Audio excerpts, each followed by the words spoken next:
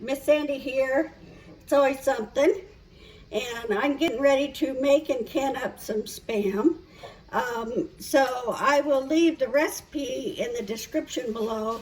But basically it's about 4 to 5, maybe 6 pounds of pork roast and a couple of slices of ham, about, I don't know, a half an inch thick. The big hams, the picnic hams. I buy the Smithfield ham steaks when I find them on sale, and then I keep them in the freezer, and then we eat them, but I also use them for things like this because I really love their flavor. So I have 2 of those, and I think it's almost 6 pounds of pork roast. Now, you don't cut any of the fat off or any of the sinew or anything like that. You leave it all in because you need all that for flavor and moisture. And that's the nature of the bird with Spam. So if that grosses you out, you better not ever eat sausage either because it's the same principle. So I'm going to get this through the first grind. Now I have a Ankerstrom mixer. Now I bought it primarily for my bread because it does a very gentle knead for bread, and I just love it. They're made in Sweden, I believe, but they are sold by dealers here in America, and it's awesome. It has the strongest motor I've ever found. Now I used to have a KitchenAid with the attachment for the meat grinder, and I was never satisfied with it. It just seemed like it worked so hard. Sometimes it would get too hot. Sometimes it just wouldn't grind the meat right. This thing just goes through it like butter. So I love it. I have the attachment for this. I have the attachments for my veggies and grating and making relish and that type of thing.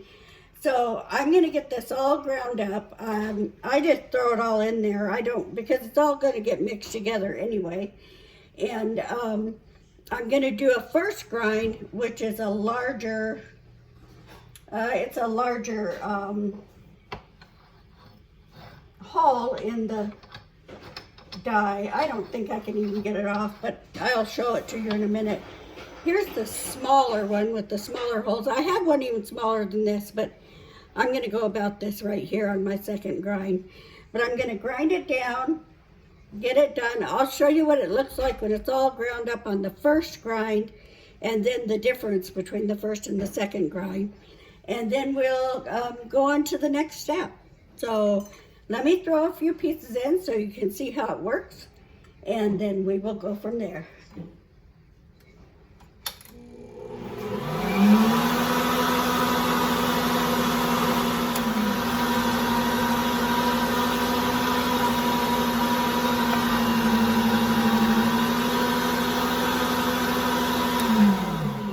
Now, I was showing you how it goes. This is great stuff. I'm going to finish it up. I took this meat that I chopped up and I have it on my cookie sheet, and I put it in the freezer for about 3/4 of an hour. It just goes through the grinder better, and it kind of cuts up the sinew better instead of just getting it caught and wrapped around in things inside. And this is basically your first grind. This is what you're looking at size wise. It's let me see if I can. That is a little piece of it there, and that's the first grind. I'm going to get this all ground up, and we'll go on to the second grind. Well, I got the first grind done. Here's the last little bit of it in the pie pan, and here it all is in my bowl. Now I'm going to take this and run it through. I already changed the disc out, and as you can see, this is the larger holes, the first grind. Now when I'm done, I will take these, I will wash them, I will dry them. I'll take a Q-tip and dry inside the holes, and then I'm going to oil this down and put it in a plastic baggie with some paper and store it that way. Keeps it from rusting. Now I'm just going to start on the second grind.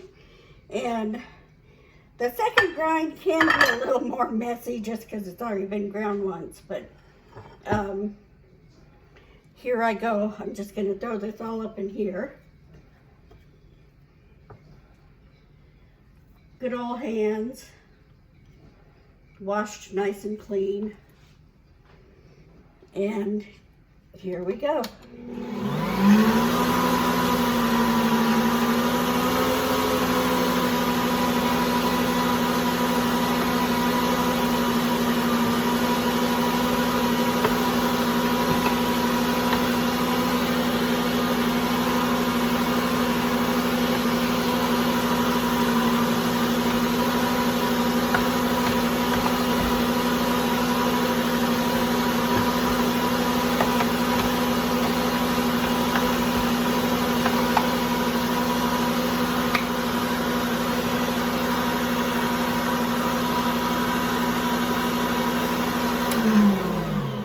I'm going to get the rest of this done up.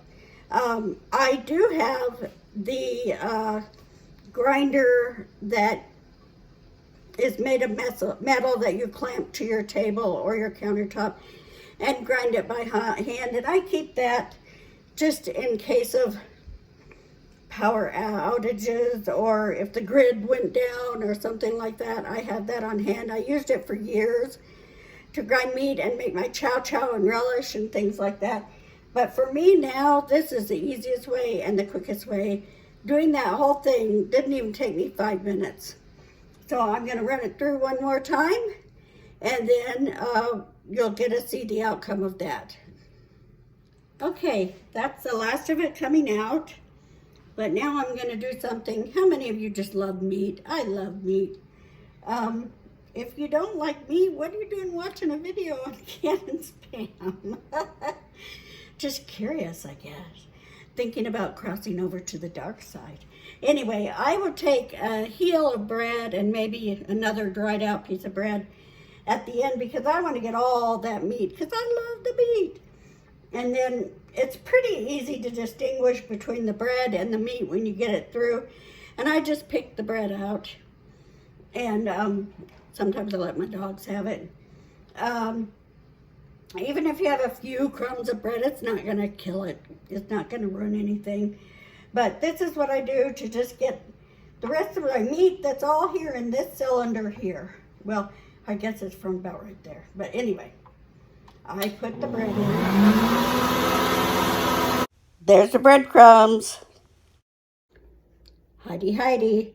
Okay, we're back. I'm using the same bowl I had my meat in. I put the meat back on the cookie sheet after the second grind.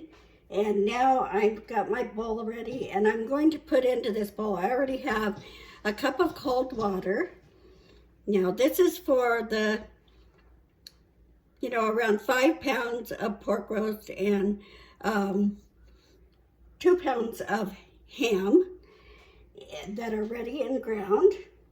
Now to this water, I'm going to add 3 tablespoons of cornstarch. And in this, I have 3 tablespoons of sugar and 1 tablespoon of canning salt. You can use kosher salt or the pink Himalayan, whatever. Do not use iodine salt. Iodized salt will make things look horrible in jars. So I don't think that it would kill you or anything, but it definitely does not make it palatable. Well, to the eye, it doesn't look palatable. I'm sure it would be fine. Anyway, this is the 1 tablespoon of canning salt, which I'm using because that's what I have. And I'm going to can it anyway. And then the 3 tablespoons of sugar.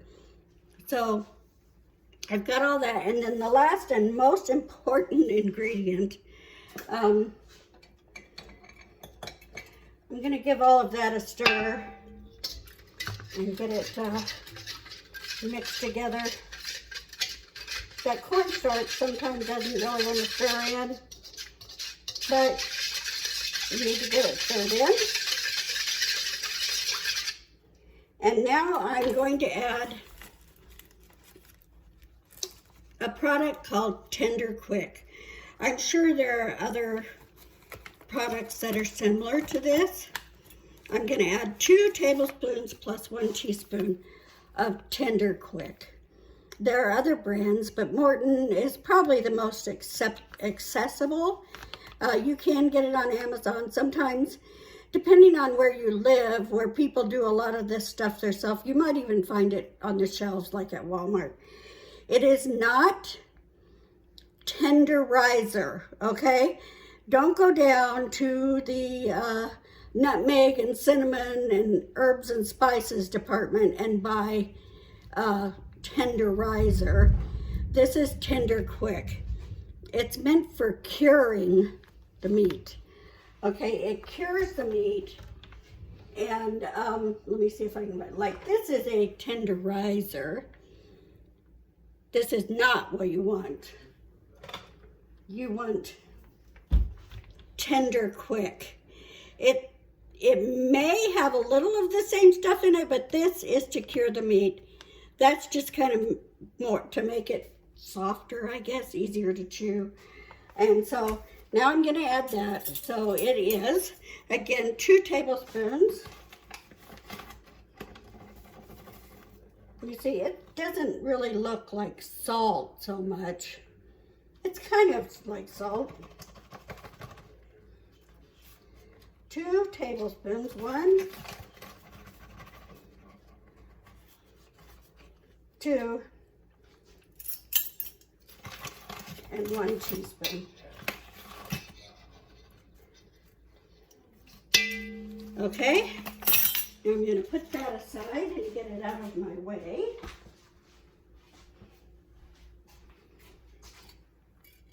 I'm going to give this a good stir to get it all dissolved and mixed in there together. Now you can start with a totally clean bowl if you want, but really I'm all about getting it done faster. And my meat is right here, it's going right back in it, and that's what I've been using it for. It hasn't been touched by anything else. And now I'm going to add my meat. Okay. I'm going to put it in, and then you're just going to take your little old hands. Now, I guess you could put it in your KitchenAid or something like that if you had it, one of the big, nice big ones. But, you know, your hands work just as good. You're going to throw it all together, or at least I am. Oh.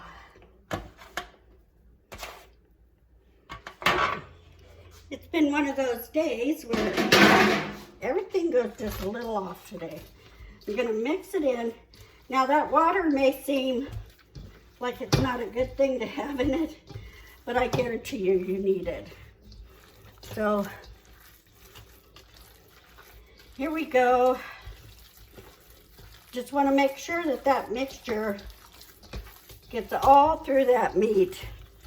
You can do a little bit of this if you want. Just make sure you keep turning it and getting that little slurry that you put together into every bit of the meat.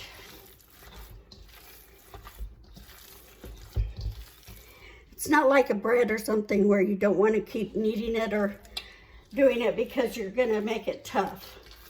That's not the case. So do it till you're satisfied.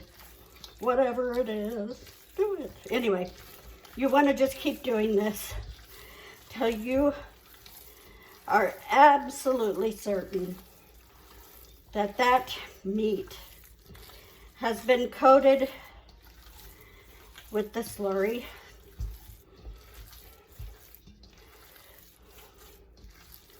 Who knows, I might even lose a little weight. Okay, I think I've got it.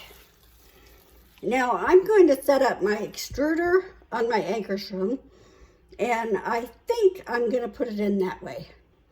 I'm going to try it. I've never done it that way before. In the past, I have used a Ziploc bag or a pastry bag.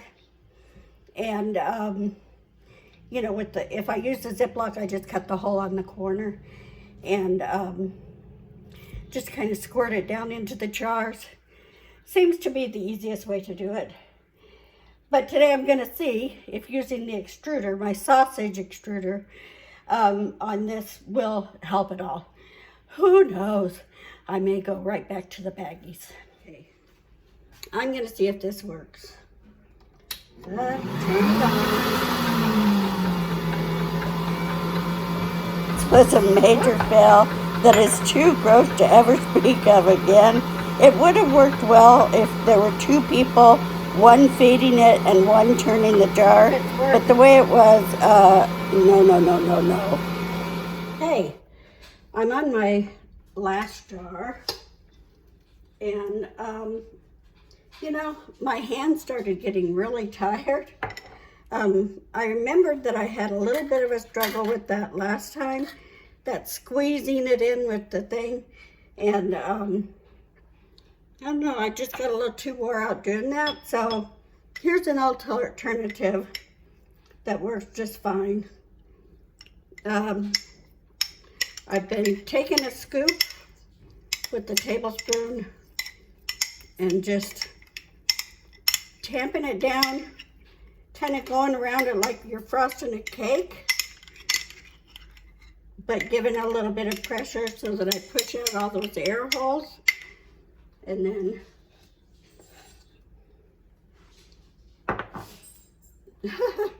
trying to find an easy way for you to see this. Excuse me. And then just like I said, tamping it down, going all around, pushing it around. It seemed to work for me just as well as the other way that I did it the last few times. I just didn't have the chutzpah to do that till the very end this time. And that's okay. You know, people who tell you canning is easy peasy are right in that it's not a scary process. It's not something to be afraid of. It's not something that's so hard that you're never going to be able to figure it out. It's just like any other recipe. There's a procedure to follow. You do it and out come your jars, and they're there and they're worth using. But there is work involved a lot of times. I mean, you gotta cut stuff up if you're doing vegetables. You gotta grind meat if you're doing something like Spam. You've gotta cut meat into chunks if you're getting it ready to preserve. And these are just things you do when you're canning. They take time, they take a little effort, but especially if the product is less expensive than what you're normally buying at the store, or it's from your own garden or your own farm, your own chickens, your own meat, whatever, then you're saving that way. Now, this pork, the ham I always get on sale and keep in the freezer. The pork I got on sale at Aldi's, and I paid $1.99 a pound. It was a gong. It was a big deal. And so I'm actually making this, and it's going to cost us much less than buying Spam would. And it's also shelf stable. So when things go bad, if it be a storm, if it be an electrical outage, anything like that, where your refrigerator's gone, your freezer goes down, you have shelf-stable product. It takes a little work, but there's satisfaction in it when it's on the shelf. And you're saving money too, if you do it right. Now, if you're one of those canners that just likes to can, it's your hobby, and you're gonna go out and, let me put this down a bit. There we go. And you're just buying product and canning it willy-nilly without looking to see if you're getting a good sale or whatever.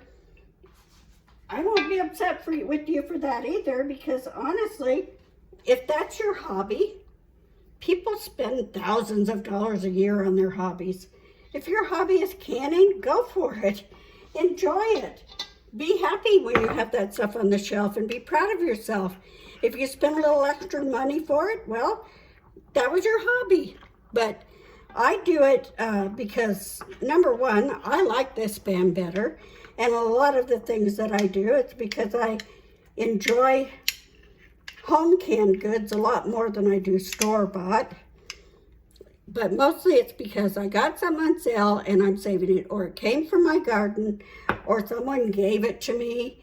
And yes, I'm going to do the best by my family that I can, but I'm also going to save where I can as well. And that's the main reason that I preserve, is to save money, but also to be prepared with stuff on the shelf for whatever might happen. I'm not a gloom and doom naysayer, but I will say that you never know what's going to happen. Yes, I live in Georgia. I'm probably not going to get in the midst of a snowstorm that's going to keep everything down, but we do lose power from time to time. And if we lose power and all my meat is in my freezer, I may lose a lot of product.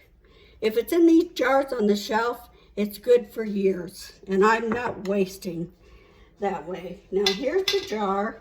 You can see that was pretty easy to do. It took a minute, but it was pretty easy to do. Wipe around with the dry, clean paper towel. Wipe around with the paper towel with the vinegar, just like this. My lid that has already been washed and rinsed.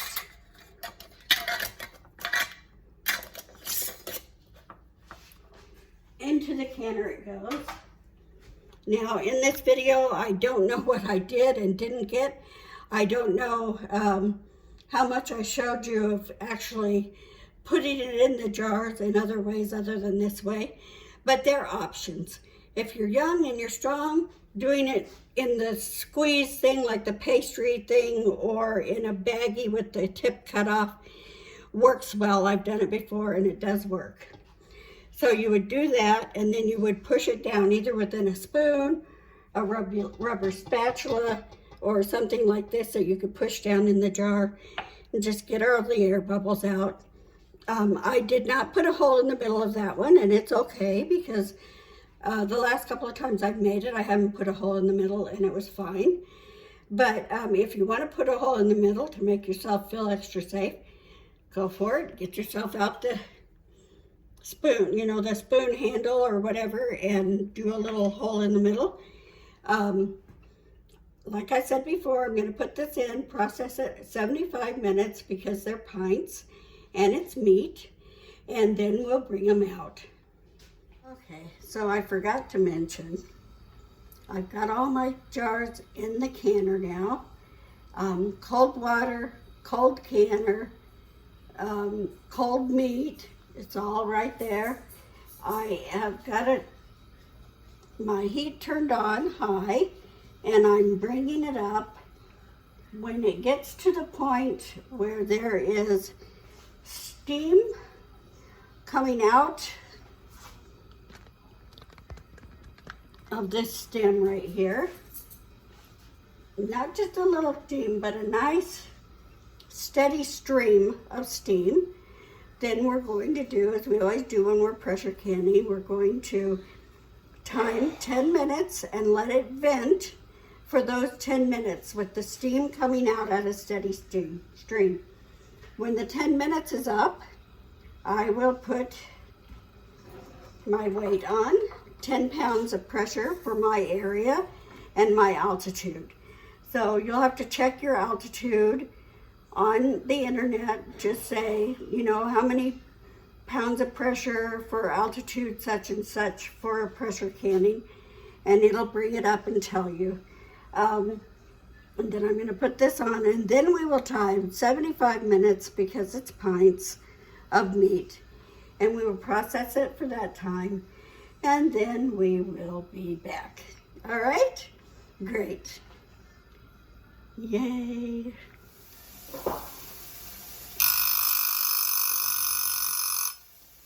There's the alarm for the 10-minute timer for the steam. Now, if I can see on this dark countertop where my weight went, I'm going to put my weight on.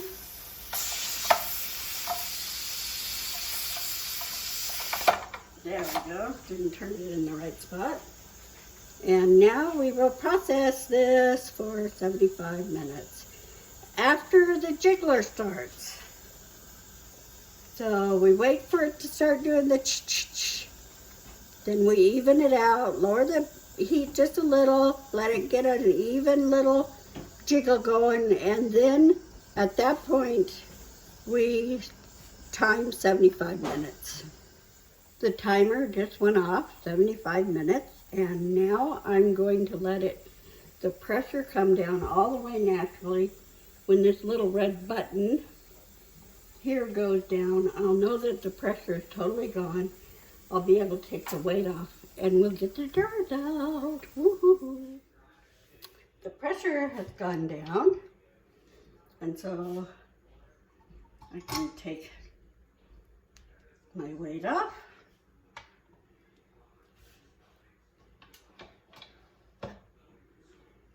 And remove the lid.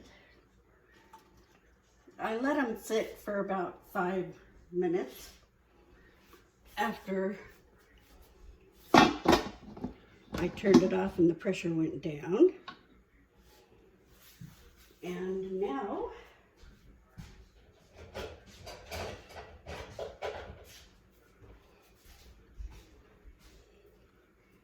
I'll have to count them once I get them out, but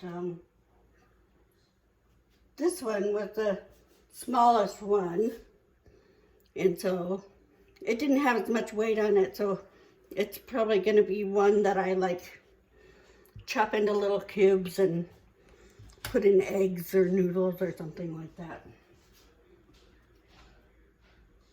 There they are.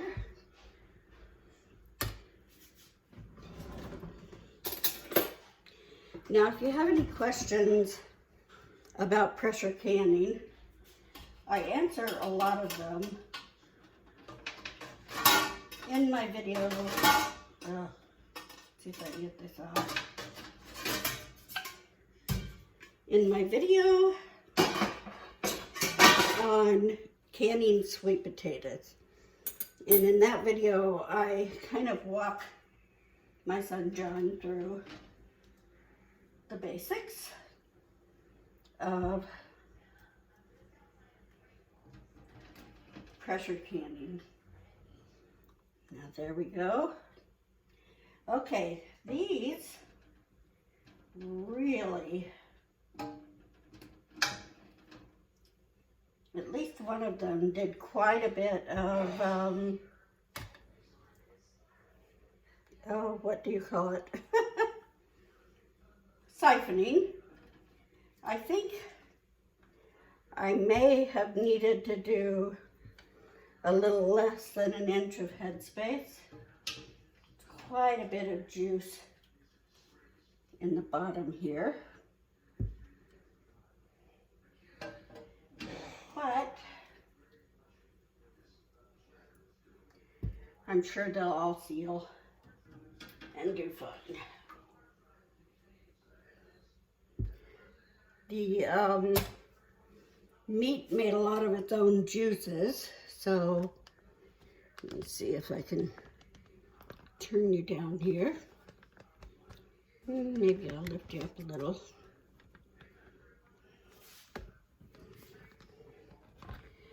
You can see here, there's a lot of juice in the bottom. These will settle as they cool and then begin to seal. But it siphoned a little and they smell wonderful, so we'll have these on our shelf. I'll try to make a picture of them when they're all cool tomorrow, when I'm ready to put them on the pantry shelves. And also I will open a jar of one of the ones I did from before so you can see what it looks like when it's open, and see how easy it is to get them out and how easy it is to slice them and use them in a recipe. So for tonight, I'm tired and I'm going to go to bed, and I'm going to leave these overnight to cool. I'm not going to touch them. I'm not going to do anything to them. And tomorrow, after about 12 hours, I will put them in some soapy water, wash them off, rinse them, let them air dry, and then I will write on them that they are Spam and the date that I made them, that I canned them, excuse me. So one has already popped. It looks like a few more are doing that. They're just not doing it very loudly. So thanks for coming along with me while I made Spam and jarred it up for use in the pantry to have on the shelf as a shelf-stable meat for any circumstance. So it's delicious, and I'm rambling, and I'm going to say nighty-night. I'll see you in the morning. Okay, it's the next day, and I'm getting ready to send these down to the pantry. I've got my Sharpie, and I'm beginning to write on them Spam, Spam, and then I just put the month and the year. I don't worry about putting the date in. I don't know. A lot of people do. I don't know why, but for me, month and year is fine. I'm going to put them on the shelf, and we're going to have plenty of, well, some people call it potted meat, Spam, whatever you want to call it. It's good in so many dishes. I was going to open up one of the ones that I've made from before, but I did have one that siphoned. I think I may have put a little too much in it, and it does not, the lid did not pop down or suck down or whatever.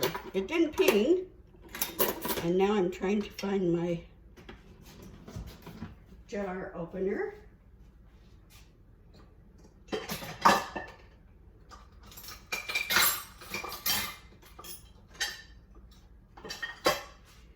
I treat these lids very gingerly because, yes, I am a rebel, and if they come out all right, I will save them and use them usually for jellies, not pressure canning. I would never reuse a lid for pressure canning, but some people do, and that's okay. It's their kitchen. I will use them for things that I water bath.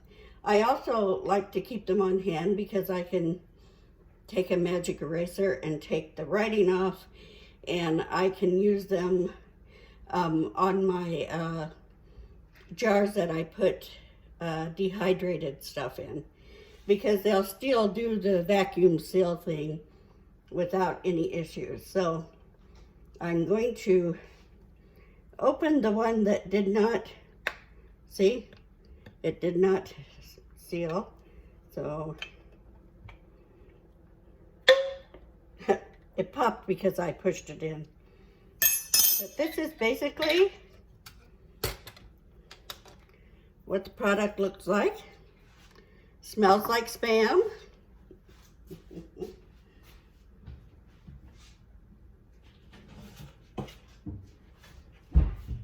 I'll just use a paper plate.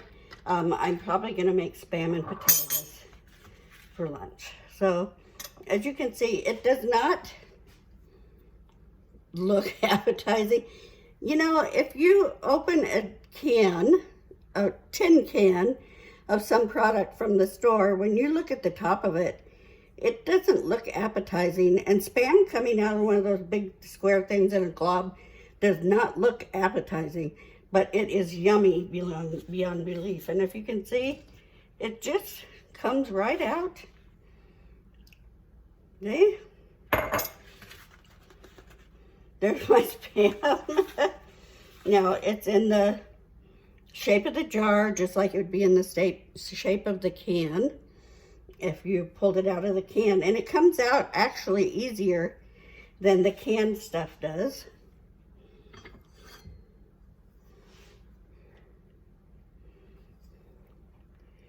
And it just slices wonderful. Now, Kim likes the big, thick chunks like this.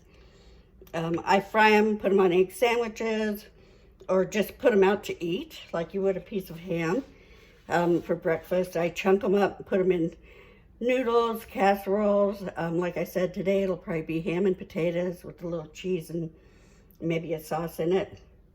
But as you can also see, I can do a real nice thinner slice. And it holds together nicely. It smells wonderful. And I'm not going to taste it right now because, sorry, I just brushed my teeth. So this is what you're looking at. And that's what you'll get off the shelf when you open it up. And the only thing I see that I might have done a little wrong is that I may not have mixed the meat together as well as I should have, because I see some here that looks more like it's got a lot more pork in it, and this has a lot more ham in it. But the flavor is going to be the same throughout, because it's just, you know, while it's in there pressure cooking, that's going all through it. The texture's fine. The texture is just like Spam. See, a little bit of give, but it's delicious stuff. Now, I am going to say to you that it is messy. Making Spam is messy. A lot of things you can be messy. But if you're up for it, you give yourself a good amount of time to get it done, and you do it. I get tired some days. I have days that are better than others. If I get in the middle of something like this and I just can't finish it, I will refrigerate it and start over the next day. Now, if you got a large quantity like I had the Spam, I'd have to, you know, put it in a few containers or make room for it somehow in the fridge. I have, even when my fridge was full, got out an ice chest and put it in an ice chest overnight. There are ways to make this work. If you can't do a full day on something, get part of it done and refrigerate it and do the rest day. If you're working with vegetables or something like that, and you're going to keep them overnight, it's usually fine to cut them up and put them in ice water and cover them and just leave them on your counter. Now, that's if you're going to get to it the next morning, you know. If it got late at night and it's just too late to finish up, I have been known to do that. But if you're going to get to the point where that water is no longer cool, you may have to put it in a refrigerator. But some people may shy away from that, but my goodness, we do it all the time with pickles and things. We'll put them in ice water overnight. Many recipes for stuff like that says, you know, soak it in the ice water overnight and then do it. Potatoes, when I can potatoes, I will soak them for 3 or 4 hours, rinse them, soak them again, rinse them, and I might even do an overnight soak because I like to get a lot of that starch out, because it just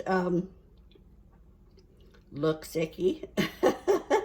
And it's harder to get the product out of the jars when there's a lot of starch in it. So it won't hurt you if you got a real starchy potato in there and it's just kind of glommed up with starch in your jar. You think you've failed. You haven't failed. Just kind of start slowly rinsing it and stirring it around until you can get it to come out, and then rinse the starch off and go on your way and do what you're going to do with them. It doesn't hurt it.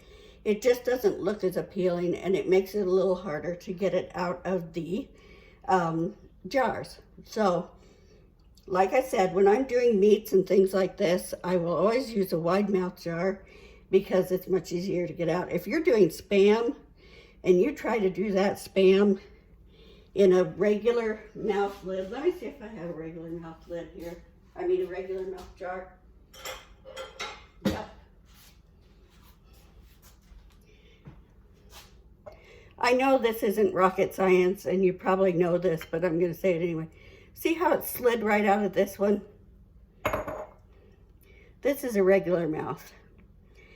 This little part right here See how my finger gets hooked up in it? Your Spam is not going to slide out of that jar. You're going to end up having to take a spoon or something and kind of dig it out. Do you know what I'm saying? So your product is going to be all chunked up. If what you're using it for is something that you're going to chunk it up and you want to use these, use them.